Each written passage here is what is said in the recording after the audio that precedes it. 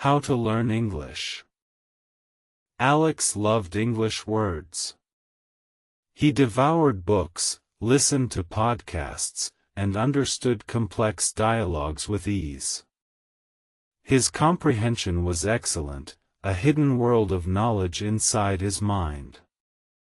Yet, whenever he tried to speak, a strange, suffocating silence would descend upon him.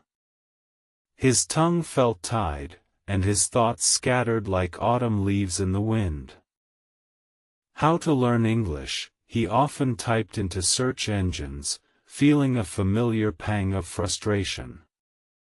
The answers were always vague, never addressing the crushing anxiety he felt. He knew the grammar rules, possessed a wide vocabulary, but bridging the gap from understanding to vocalizing seemed an impossible task, truly daunting. The phrase, "start step by step talking," echoed in his mind, but where exactly did one begin? Every attempt felt like a monumental hurdle, a public performance where he was destined to stumble.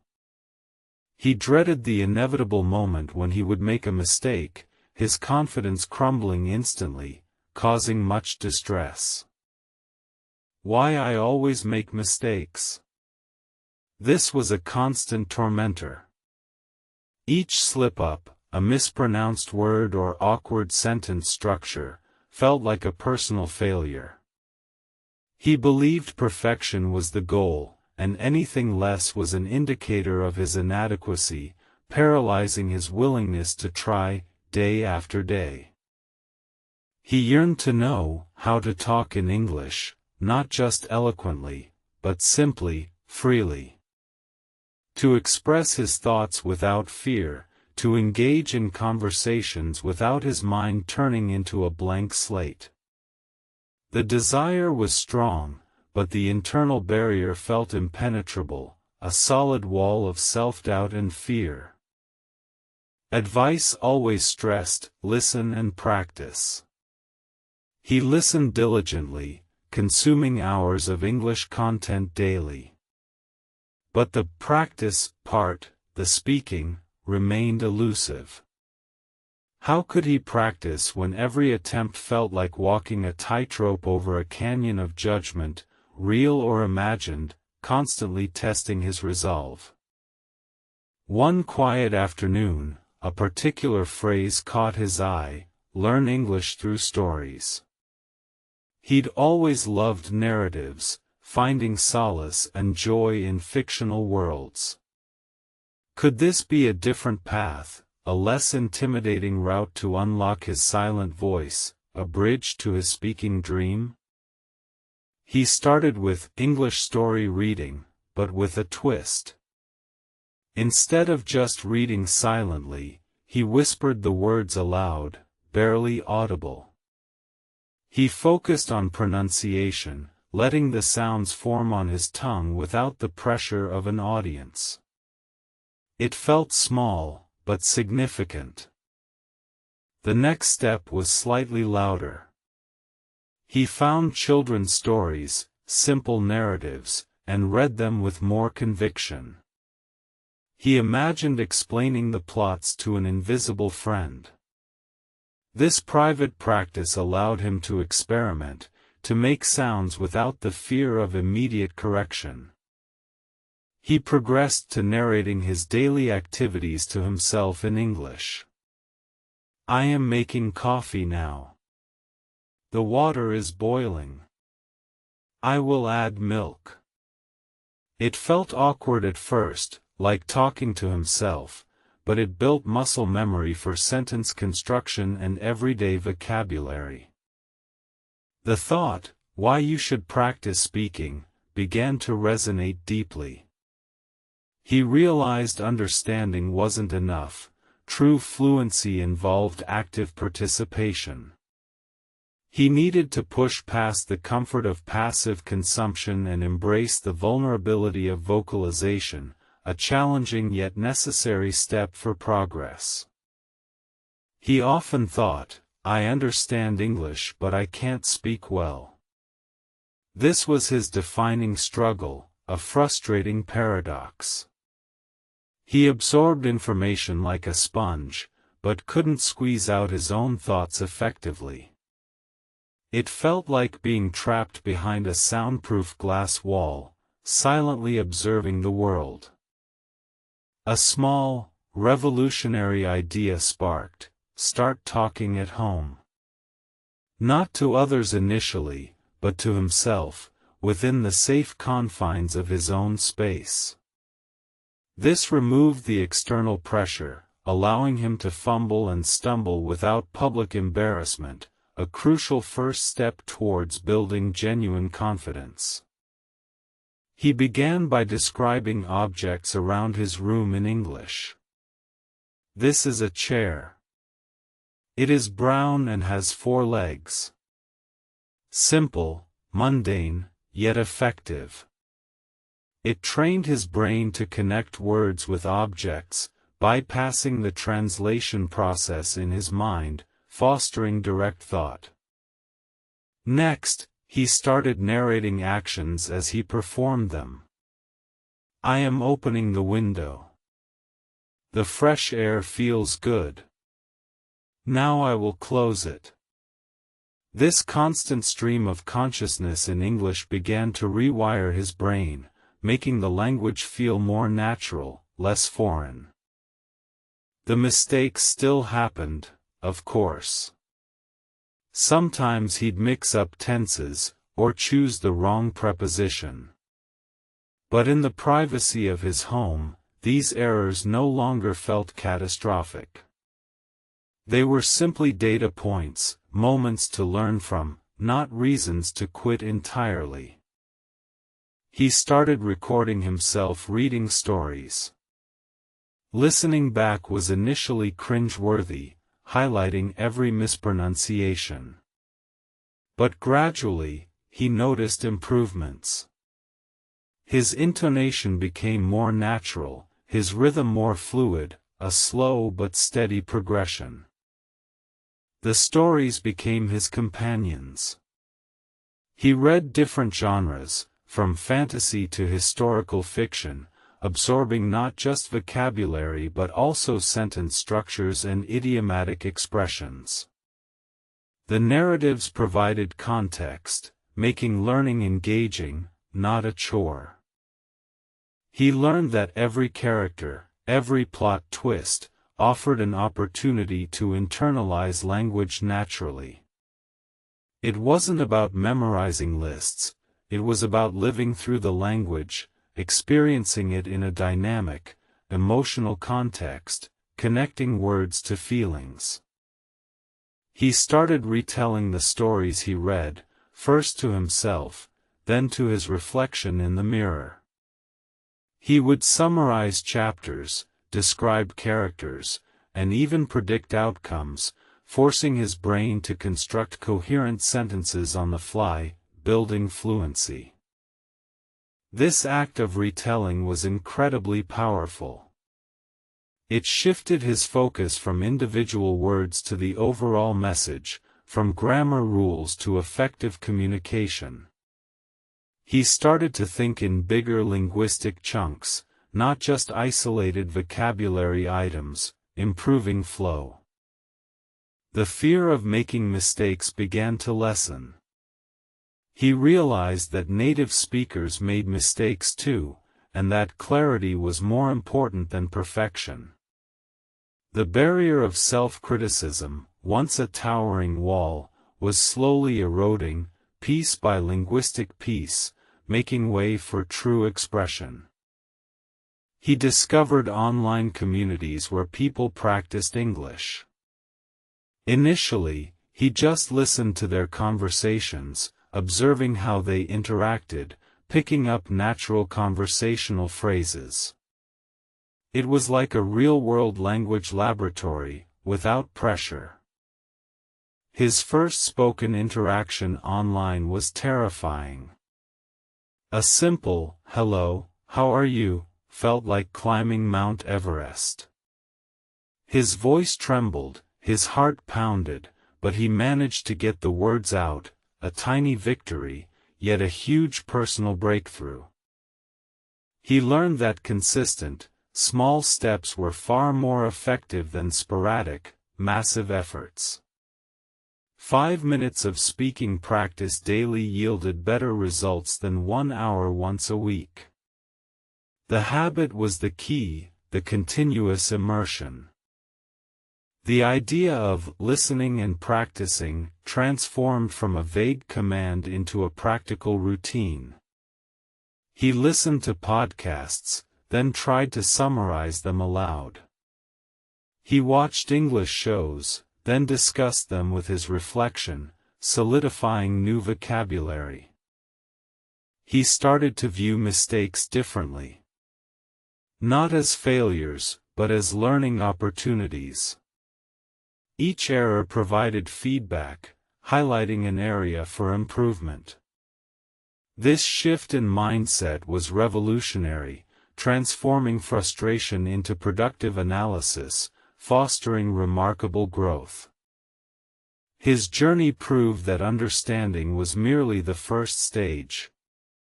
To truly master a language, one must move beyond passive reception to active production. Speaking was the bridge between knowing and doing, between comprehension and communication, an essential skill to develop fully. He dedicated specific times each day for speaking practice, treating it like any other important appointment. Even if it was just 5 minutes of talking to himself, he made sure he vocalized, pushing past the comfort of silence, embracing the challenge. The stories continued to be his foundation. He would pick a character and try to narrate events from their perspective, adopting their voice. This imaginative exercise broadened his vocabulary and allowed him to explore different sentence structures naturally. He found that expressing emotions in English was a significant step. Describing happiness, sadness, or excitement pushed him beyond simple factual statements, making his language richer and more expressive, truly conveying his inner world. One day, his sister walked into his room while he was describing his day aloud in English. Instead of freezing, he merely paused, then continued, explaining what he was doing. Her surprised but encouraging smile fueled his newfound confidence. He began to start talking at home with his family. Simple requests, asking about their day, narrating a funny anecdote. The initial awkwardness slowly faded as they became accustomed to his efforts, providing a safe, supportive environment. His family, initially surprised, became incredibly supportive.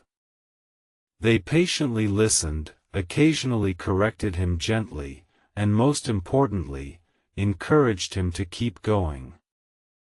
This positive reinforcement was invaluable, building his resilience. He discovered that speaking wasn't about perfection, but about connection. It was about conveying meaning, even if imperfectly. The goal was no longer flawless grammar, but effective communication, building bridges with words, fostering understanding and human connection, truly beautiful. He used his phone's voice recorder extensively. He'd practice specific phrases, then listen back, identifying areas for improvement in pronunciation and intonation. This self-assessment was a powerful tool for self-correction and progress. The concept of learning English through stories deepened. He realized stories provided not just words, but cultural context, nuances, and natural conversational patterns that textbooks often missed. They made the language come alive. He started listening to audiobooks and then tried to mimic the narrator's intonation and pace. This helped him develop a more natural rhythm of speech, moving beyond a robotic delivery to a more fluent, expressive way of talking. The journey wasn't linear. There were days of frustration, where he felt he wasn't progressing. But he reminded himself of the small steps, the consistent effort, and the significant progress he had already made from his silent beginnings. He joined a local English conversation club, a big step outside his comfort zone. The first meeting was nerve-wracking, but seeing others struggle and succeed like him created a sense of camaraderie, reducing his self-consciousness. He learned that courage wasn't the absence of fear, but the triumph over it. Each time he spoke, despite his anxiety, he strengthened his resolve, building a habit of pushing past discomfort towards his ultimate goal of fluency. The common advice, "I understand English but I can't speak well," became his mantra, but with a new ending, "But I'm learning to speak better every day." He reframed his struggle as a continuous, achievable process, full of potential and new discoveries. He realized that every mistake was a sign he was trying, a proof of effort. It meant he was leaving his comfort zone, pushing boundaries, and actively engaging with the language, which was far more valuable than silent perfection, demonstrating true dedication. He started explaining concepts from his studies or hobbies in English, as if teaching an imaginary student. This forced him to organize his thoughts logically and articulate them clearly, a challenging yet rewarding practice. The more he spoke, the more connections formed in his brain. The process of retrieving words became faster, sentence construction more automatic. His internal monologue slowly began to shift from his native language to English. He even started dreaming in English sometimes, a surreal but delightful sign of deep immersion. His brain was processing the language even during sleep, a testament to the consistent effort he had invested in his speaking journey.